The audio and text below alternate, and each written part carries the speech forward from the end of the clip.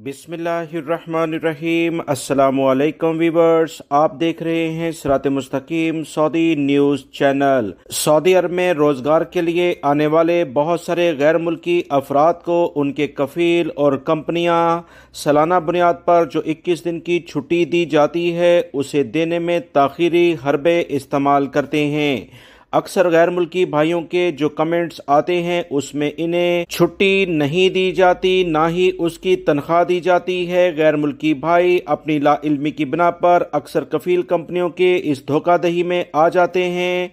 लिहाजा सऊदी वजारत अफरादी कुव्वत ने इस बारे में वाज़िया तौर पर एलामिया जारी कर दिया है और कहा है कि किसी भी लेवल पर किसी गैर मुल्की या सऊदी शहरी को जो प्राइवेट सेक्टर में काम करता है, अगर इनका कफील और कंपनी सालाना लिहाज से जो छुट्टियां 5 साल की सर्विस अगर आपकी जारी है तो 21 दिन की छुट्टी हर साल के लिहाज से बनती है, और 5 साल से ज़ायद सर्विस अगर आपकी हो गई है तो 30 दिन की छुट्टी हर साल के लिहाज से बनती है।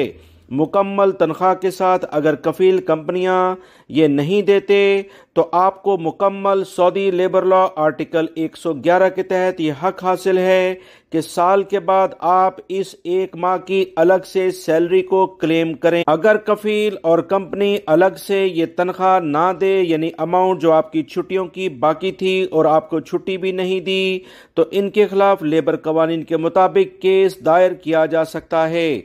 ये बुनियादी हकूक हैं जो गैर मुल्की या सऊदी शहरियों को हर सूरत में मिलने चाहिए।